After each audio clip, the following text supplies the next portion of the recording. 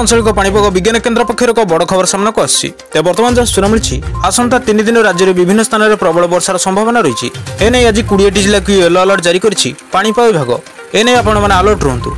तेज आगामी दिन में ओडिशा केउ जिलार अधिक मात्रा वर्षा रही केउ जिला को बिजुली घड़घड़ सतर्कता जारी कर ताने भिडियो संपूर्ण अपडेट पाइपर किंतु ता पूर्व वीडियो गोटे लाइक करूँ सांग सहित वीडियो अधिक मात्रा शेयर करूँ। आपण मैंने जब आम चैनल पर नुआ प्रथम थर आम वीडियो को देखुवे ताल एम चैनल को सब्सक्राइब कर पाखर आसुवा बेल आइकन दबाई ऑल नोटिफिकेशन को ऑन कर रखिए।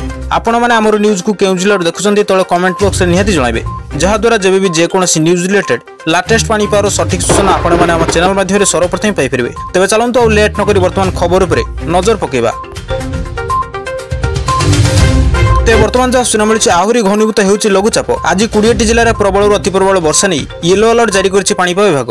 तेज भुवनेश्वर पाणीपाग केन्द्र निर्देशक मनोरमा महांती कहते कि लघुचाप जो आज और आसंताकाली राज्य में विभिन्न स्थान में वर्षा आशंका रही। वर्षा होगा जिलागुड़िक हूँ मयूरभंज केन्दुझर और जाजपुर जिले में प्रबल अति प्रबल वर्षा आशंका रही। एसत आज नयगढ़ कंधमाल कलाहांडी जिले में प्रबल अति प्रबल वर्षा आशंका रही। एसत आगामी 24 घंटा मध्य प्रबल अति प्रबल वर्षा आशंका रही। यह समय मध्य समुद्र भीतर को न जाए मत्स्यजीवी मानक परामर्श दी। राज्य सरकार यह पाणीपाग स्थिति को दृष्टि रखी जिलापाल मानक सतर्क रहा निर्देश देते। प्रबल वर्षा और वज्रपात समय लोक निरापद स्थान में आश्रय नेबाकू परामर्श दी। आसंता 3 दिन पर्यंत राज्य में यह पाग लगी रही पूर्वानुमान करिछि पाणीपाग विभाग। आसंता 5 तारिख जाए राज्य में विभिन्न जिले में वर्षा संभावना रही। तेज बर्तमान जहाँ सूचना मिली आहरी घनीभूत होउछि लघुचाप। आज 20 जिले में प्रबल अति प्रबल वर्षा नहीं येलो अलर्ट जारी करिछि पाणीपाग विभाग।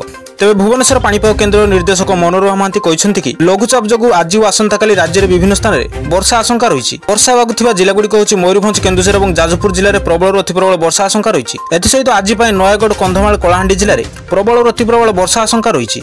एसत आगामी 24 घंटा मध्य प्रबल अति प्रबल वर्षा आशंका रही।